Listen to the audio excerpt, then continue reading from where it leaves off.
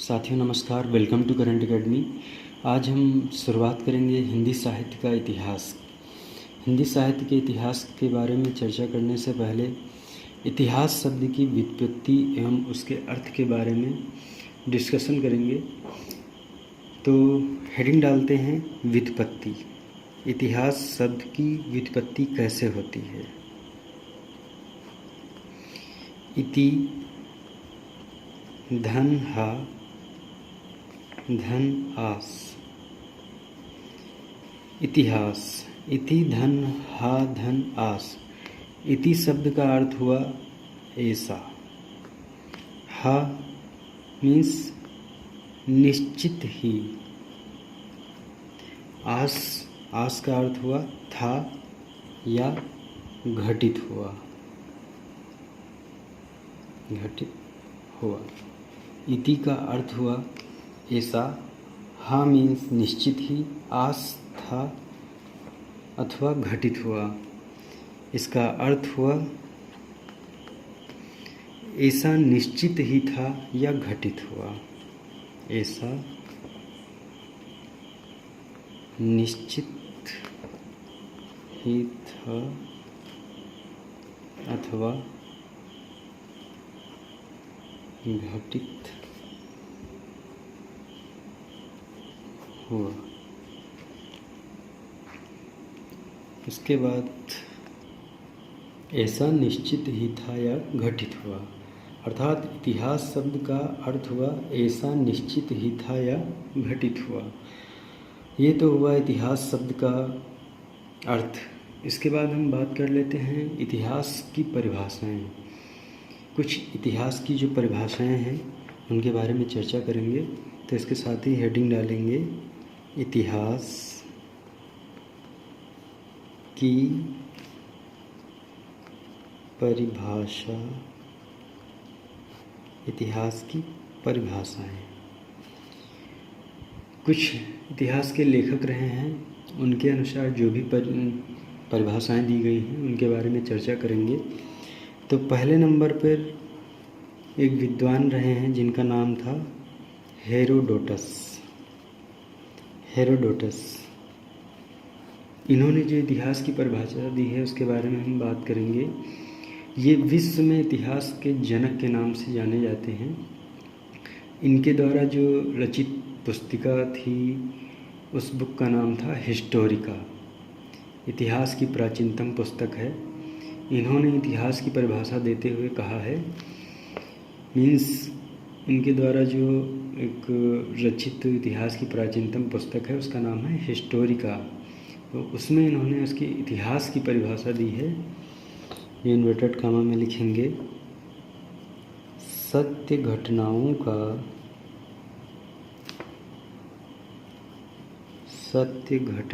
का क्रमबद्ध अध्ययन। सत्य घटनाओं का क्रमबद्ध अध्ययन इतिहास है। Inverted comma close. हेरोडोटस ने अपनी पुस्तक हिस्टोरिका में इतिहास की जो परिभाषा दी है, इन्होंने कहा कि सत्य घटनाओं का क्रमबद्ध अध्ययन इतिहास है और ये इतिहास के प्राचीनतम जनक माने जाते हैं। दूसरे नंबर पर हम बात करेंगे colonel James Tod. Colonel James Tod इन्होंने जो इतिहास की परिभाषा दी, इसमें इन्होंने कहा अतीत की घटनाओं का वर्तमान के संदर्भ में अवलोकन इतिहास है। क्या कहा इन्होंने? अतीत की घटनाओं का वर्तमान के संदर्भ में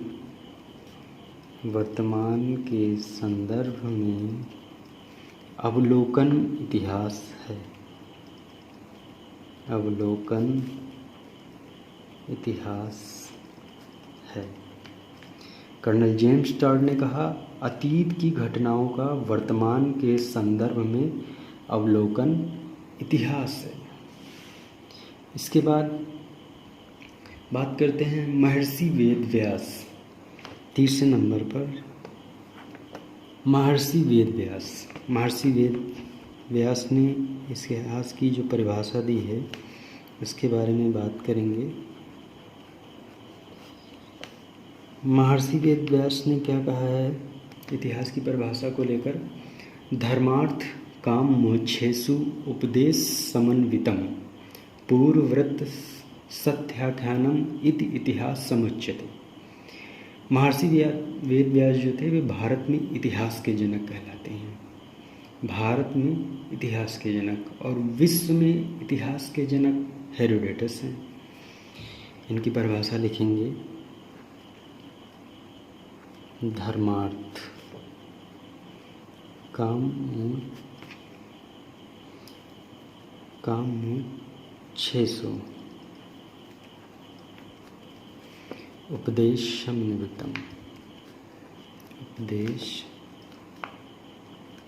समन्वितम उसके बाद पूर्वव्रत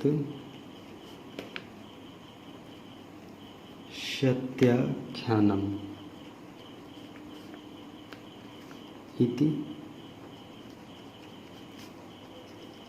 इतिहास समुच्यते।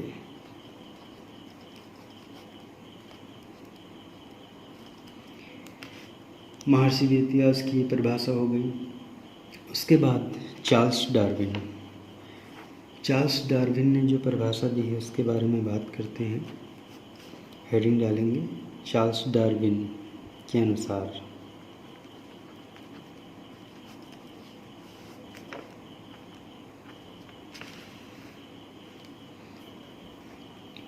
चार्ल्स डार्विन ने क्या परिभाषा दी है?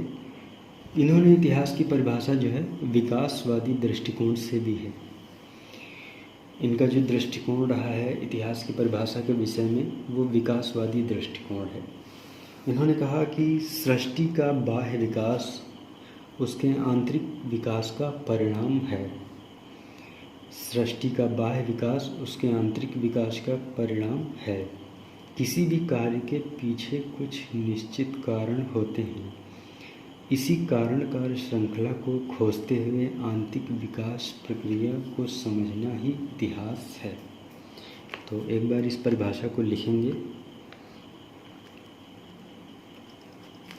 सृष्टि का बाह्य विकास, क्या कहा इन्होंने? सृष्टि का बाह्य विकास उसके आंतरिक विकास का परिणाम है। किसी भी कार्य के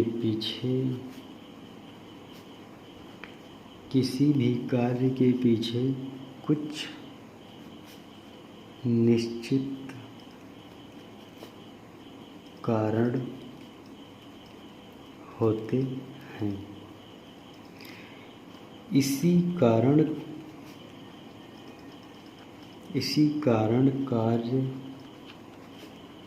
इसी कारण कार्य श्रृंखला को खोजते हुए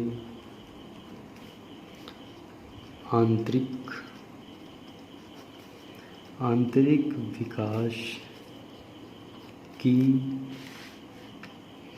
प्रक्रिया को समझना इतिहास है।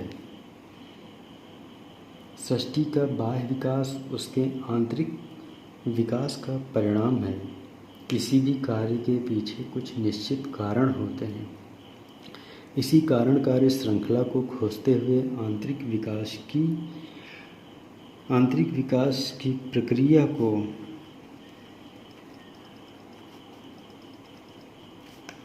समझना इतिहास है। ये परिभाषा चार्ल्स डार्विन ने दी है। इसके बाद बात करते हैं अगला जो भी क्रम है हमारा 5वें नंबर पर तेन। वैज्ञानिक हैं तेन। इन्होंने इतिहास की परिभाषा के बारे में कहा है, इन्हें आधुनिक इतिहास का जनक माना जाता है। तेन को आधुनिक इतिहास का जनक माना जाता है। इन्होंने इतिहास लेखन में जाति, वातावरण, क्षण को विशेष महत्व दिया है। आधुनिक इतिहास का जनक मानते हैं इन्हें आधुनिक इतिहास का जनक माना जाता है। तेन को आधुनिक इतिहास का जनक माना जाता है। इन्होंने इतिहास लेखन में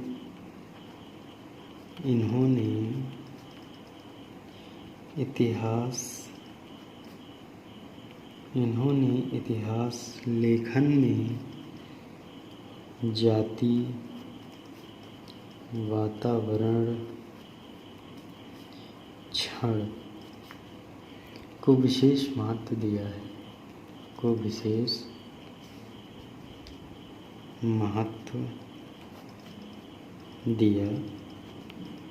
है, ये विधेयवादी पद्धति के जनक हैं। इन्होंने किसको महत्व दिया है? जाति को, दूसरा वातावरण को और तीसरा क्षण को। इन 3 चीज़ों को विशेष महत्व दिया है और ये विधेयवादी पद्धति के जनक हैं। तेन को कह सकते हैं ये विधेयवादी पद्धति के जनक हैं। विधेयवादी पद्धति क्या होती है इसके बारे में आगे हम चर्चा करेंगे। अभी फ़िलहाल यही जान लेते हैं कि तेन जो है वो विधेयवादी पद्धति के जनक हैं और ये इन्हें आधुनिक इतिहास का जनक भी माना जाता है। जैसे जैसे जो भी पॉइंट आएंगे उनके बारे में आगे चर्चा करेंगे, क्योंकि अभी इस टॉपिक के बारे में हम आगे इसका पॉइंट आएगा तो उसके बारे में चर्चा कर लेंगे। यहाँ पर तो हमें इतिहास की परिभाषाओं के बारे में चर्चा करना है। तेन ने इतिहास की जो परिभाषा दी है वो किस चीज़ को महत्वपूर्ण स्थान दिया है। इन्होंने कहा कि किसी जाति विशेष की वातावरण विशेष से प्रभावित क्षण विशेष में निर्मित प्रवृत्तियों एवं घटनाओं का विश्लेषण इतिहास है। इस परिभाषा को हम लिख लेते हैं।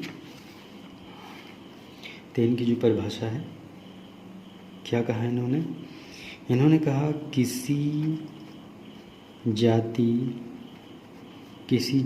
विशेष की वातावरण विशेष से प्रभावित क्षण विशेष में निर्मित प्रवृत्तियों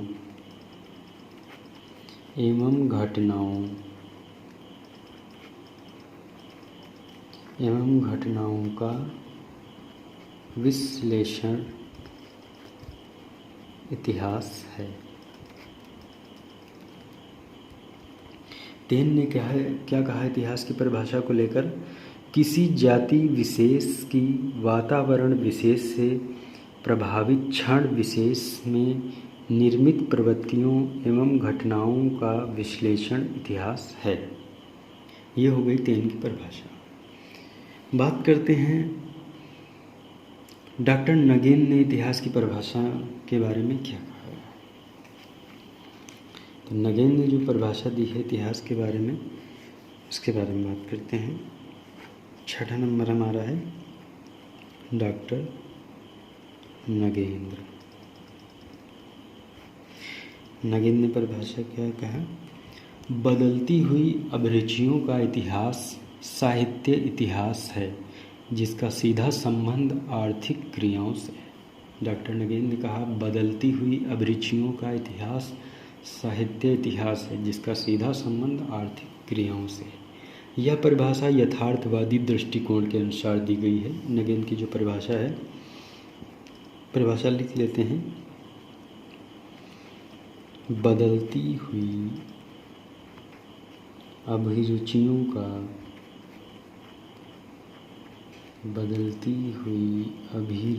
का इतिहास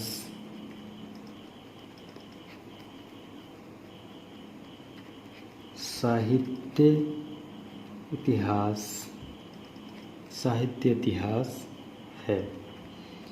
बदलती हुई अभिरुचियों का इतिहास साहित्य इतिहास है जिसका सीधा संबंध आर्थिक क्रियाओं से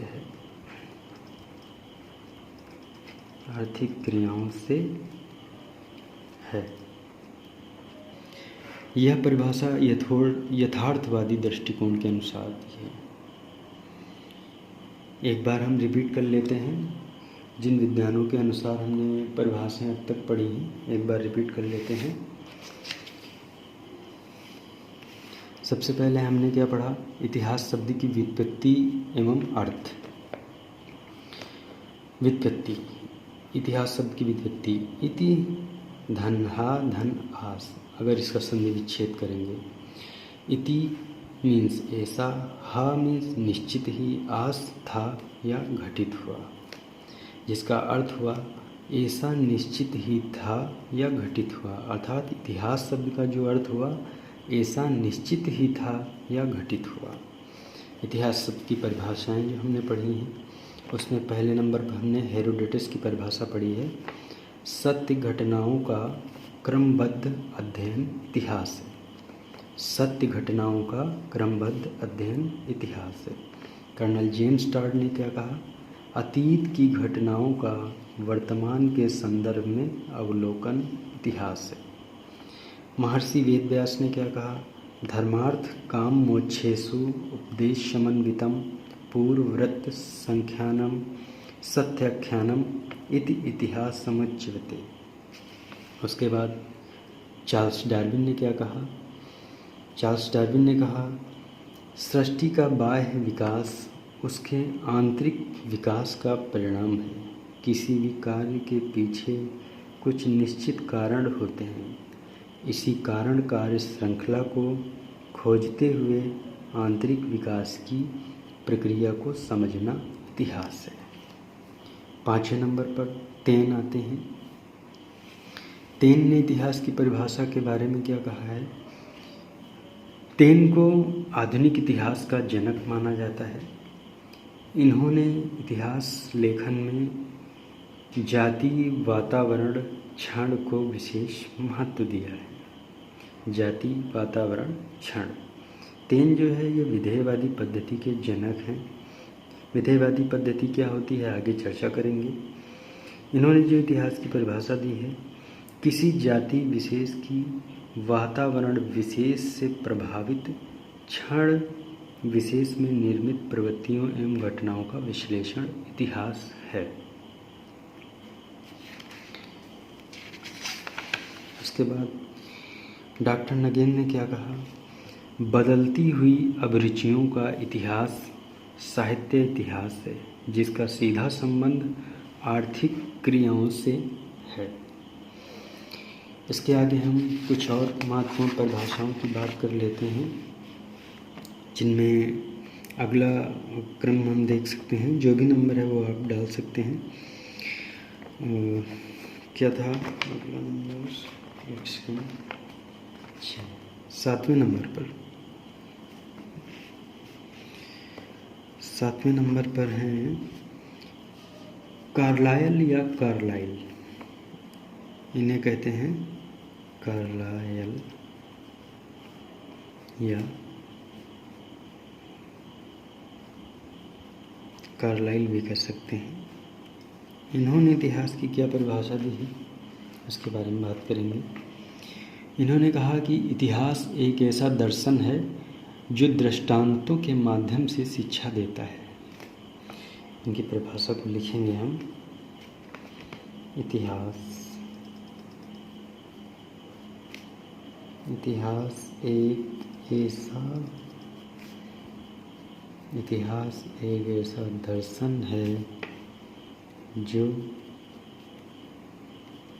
दृष्टांतों के माध्यम से शिक्षा देता है।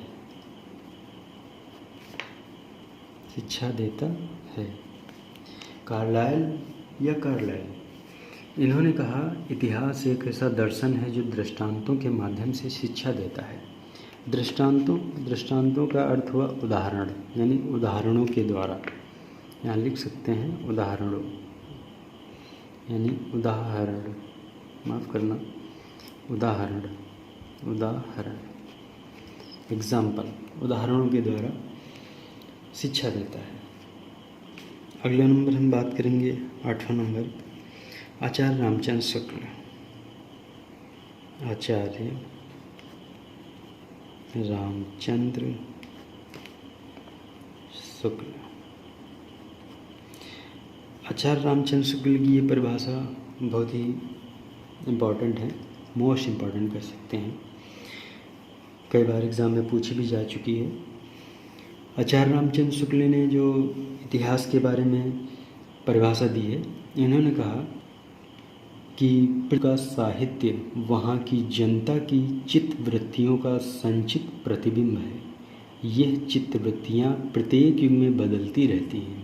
बदलती हुई चित्तवृत्तियों के साथ साहित्य परंपरा का सामंजस्य दिखाना ही इतिहास है। एक बार लिख लेते हैं इस परिभाषा को। परिभाषा काफ़ी लंबी है लेकिन इम्पॉर्टेंट है।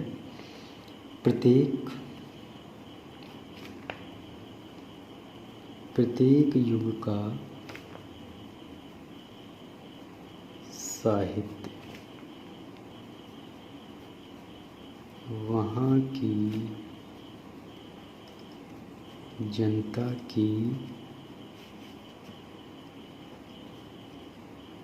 चित्तवृत्तियों का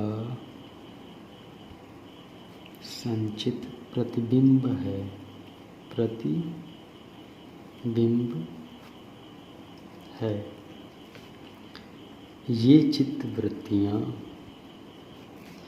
ये चित्तवृत्तियाँ प्रत्येक युग में बदलती रहती हैं। बदलती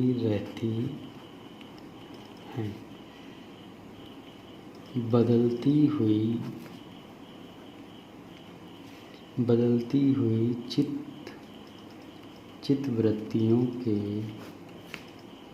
के साथ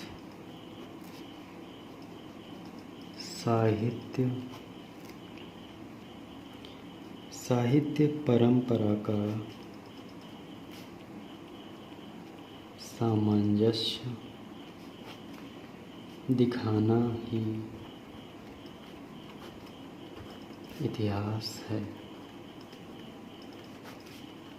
ये परिभाषा है आचार्य रामचंद्र शुक्ल की। क्या कहा इन्होंने कि प्रत्येक युग का साहित्य वहाँ की जनता की चित्तवृत्तियों का संचित प्रतिबिंब है। ये चित्तवृत्तियाँ प्रत्येक युग में बदलती रहती हैं। बदलती हुई चित्तवृत्तियों के साथ साहित्य परंपरा का सामंजस्य दिखाना ही इतिहास है। काफ़ी इम्पॉर्टेंट परिभाषा है, ये पूछी जा चुकी है एग्जाम में। इसके बाद नेक्स्ट जो परिभाषा है वो भी बहुत इम्पॉर्टेंट है, 9 नंबर पर, आचार्य हजारी प्रसाद द्विवेदी। आचार्य हजारी प्रसाद द्विवेदी, इनकी परिभाषा भी ये बहुत ही इम्पॉर्टेंट है। छोटी सी परिभाषा है, इन्होंने कहा कि मानवीय प्रवृत्तियों की खोज इतिहास। क्या कहा, लिख लेते हैं। मानवीय प्रवृत्तियों की खोज इतिहास है। इम्पॉर्टेंट है ये भी। इसके बाद बात करते हैं डॉक्टर बच्चन सिंह की। 10वें नंबर पर डॉक्टर बच्चन सिंह। डॉक्टर बच्चन सिंह की जो परिभाषा है उसके बारे में बात करते हैं कि बच्चन सिंह ने इतिहास के बारे में क्या कहा है। बच्चन सिंह ने कहा कि अतीत की घटनाओं के कारण एवं वर्तमान में उनकी उपयोगिता का मूल्यांकन इतिहास है तथा साहित्यिक दृष्टि से इनका विश्लेषण साहित्य इतिहास है। लिखते हैं, अतीत की घटनाओं के कारण एवं वर्तमान में उनकी उपयोगिता का मूल्यांकन अतीत की घटनाओं के कारण एवं वर्तमान में उनकी उपयोगिता का मूल्यांकन इतिहास है तथा साहित्यिक दृष्टि से इनका विश्लेषण साहित्य इतिहास है।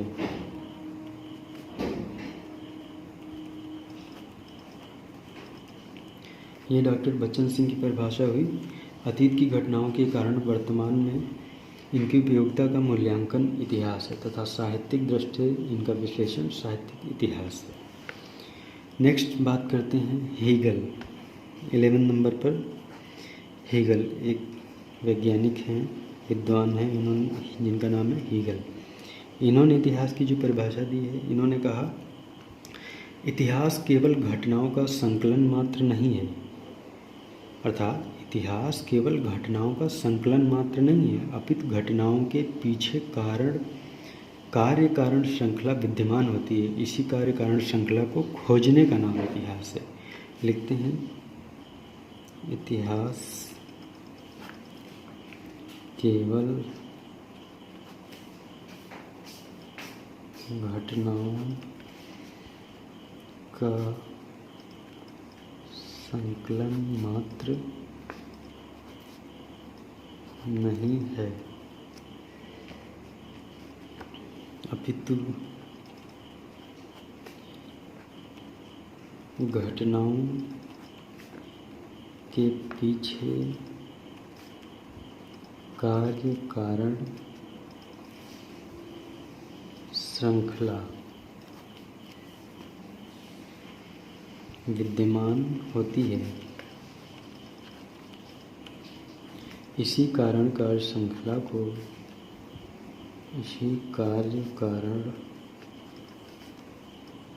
श्रृंखला को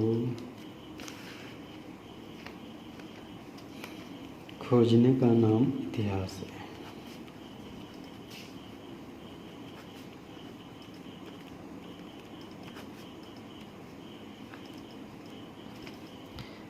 ये परिभाषा हुई हीगल की। नेक्स्ट 12 नंबर पे बात करते हैं डॉक्टर राम स्वरूप चतुर्वेदी की।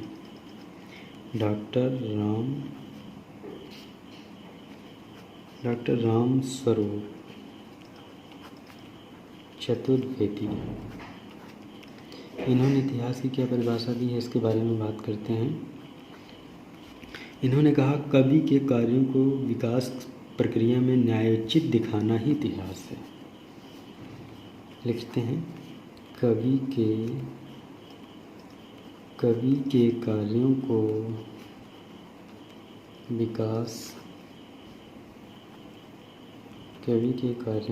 विकास प्रक्रिया में न्यायोचित दिखाना ही इतिहास है। डॉक्टर रामस्वरूप चतुर्वेदी ने ये इतिहास की परिभाषा दी है। एक बार रिपीट कर लेते हैं जो अभी तक पढ़ा है। कार्लाइल, यहाँ से 7 नंबर पे हमने बात की थी। कार्लाइल ने जो इतिहास की परिभाषा दी है, उन्होंने कहा है इतिहास एक ऐसा दर्शन है जो दृष्टांतों के माध्यम से शिक्षा देता है। दृष्टांत उदाहरण के माध्यम, इतिहास ऐसा दर्शन है जो दृष्टांतों के माध्यम से शिक्षा देता है। 8 नंबर पर है आचार्य रामचंद्र शुक्ल ने जो इतिहास की परिभाषा दी है काफ़ी इम्पॉर्टेंट है। इन्होंने कहा प्रत्येक युग का साहित्य वहाँ की जनता की चित्तवृत्तियों का संचित प्रतिबिंब है। ये चित्तवृत्तियाँ प्रत्येक युग में बदलती रहती हैं। बदलती हुई चित्तवृत्तियों के साथ साहित्य परंपरा का सामंजस्य दिखाना ही इतिहास है। आचार्य रामचंद्र शुक्ल की जो परिभाषा है काफ़ी बड़ी है। आपको लगता होगा ये पूछी नहीं जा सकती, तो ये फिल इन द ब्लैंक्स करके भी पूछी जा सकती है। जैसे यहाँ पूछा जा सकता है कि यहाँ 20 से भी उठा के पूछा जा सकता है कि बदलती हुई चित्तवृत्तियों के साथ, तो यहाँ पे बदलती हुई चित्तवृत्तियों को छोड़ दिया जाएगा, फिल इन द ब्लैंक्स होगा और आपको यहाँ पे फिल करना होगा। बदलती हुई के साथ साहित्य परंपरा का सामंजस्य दिखाना ही इतिहास है। इस तरह भी आ सकता है, तो काफ़ी इम्पॉर्टेंट है, ध्यान में रखिएगा। उसके बाद 9 नंबर पर आचार्य हजारी प्रसाद द्विवेदी, ये भी इम्पॉर्टेंट है, छोटी सी परिभाषा है। मानवीय प्रवृत्तियों की खोज इतिहास है। डॉक्टर बच्चन सिंह कहते हैं अतीत की घटनाओं के कारण एवं वर्तमान में उनकी उपयोगिता का मूल्यांकन इतिहास है तथा साहित्यिक दृष्टि से इनका विश्लेषण साहित्य इतिहास है।